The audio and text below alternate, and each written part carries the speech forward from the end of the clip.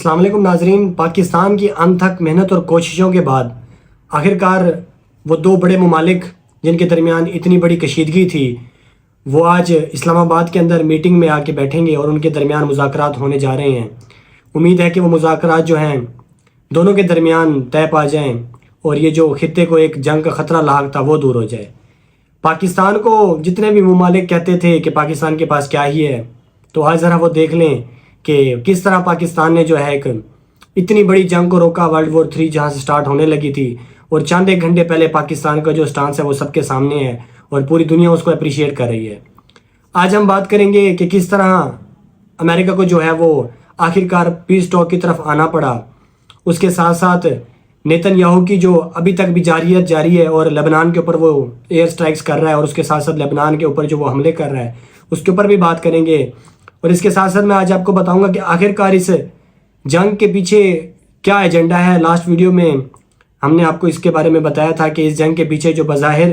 Donald Trump اور Nitin Yahoo ہمیں ایک مہرہ نظر آتے ہیں، لیکن اس کے پیچھے ایک ایسی کمیونٹی، ایک ایسا گروہ ہے جو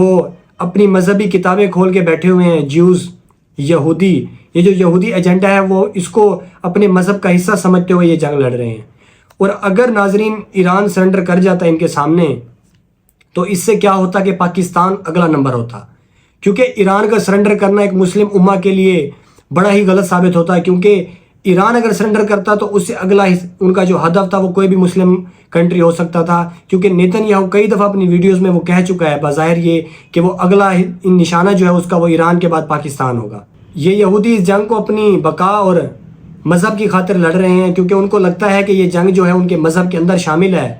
اور گریٹر اسرائیل کا جو ان کا پلان ہے، اور اس کے ساتھ ساتھ مسجد الاقصی پہ قبضہ کرنا، اور اس کے ساتھ ساتھ مسلمانوں کو جو ہے اس صفحہ ہستی سے مٹا دیا جائے، یہ شاید پھر ان کی بھول ہوگی، کیونکہ ایران نے ان کو جواب دیا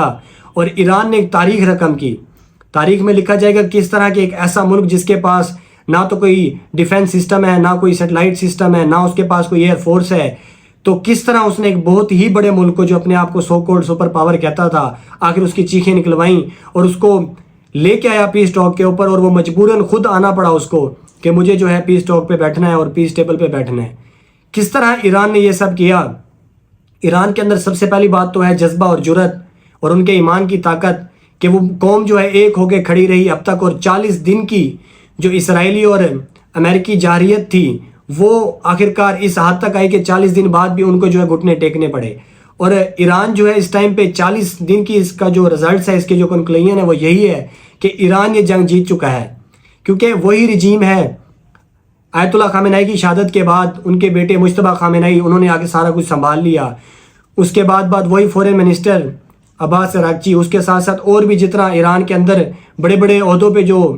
لوگ فائز تھے، جو کچھ شہید ہو گئے ان کے بعد دوسرے آگے، تو رجیم تو وہی ہے اور رجیم سروائیو کر گئی ہے۔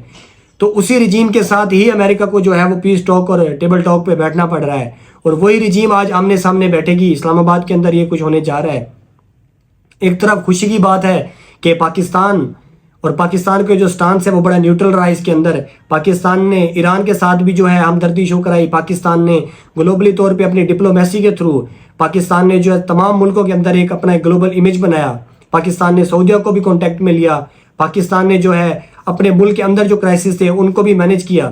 اور اس کے ساتھ ساتھ پاکستان نے جو ہے انٹرنیشنلی طور پہ بھی ایک ایسا امیج بنایا کہ اس نے ایک ورلڈ وار 3 کو رکوا دیا۔ ناظرین، دوسری سب سے بڑی اہم بات کہ ایرانی قوم جو ہے وہ اس کو سیلیبریٹ کر رہی تھی جب امریکہ نے ایک ٹویٹ کیا کہ میں ایک سویلائزیشن، ایک تہذیب آج ختم کر دوں گا اور ان کو پتھروں کے زمانے میں لے جاؤں گا۔ تو ایران کی قوم کو سلوٹ، ایران کی عوام کو سلوٹ، جو ایک ہو کے نکل آئے اور ان بریجز پہ اور ان پلز کے اوپر ایک ہو کے ہاتھ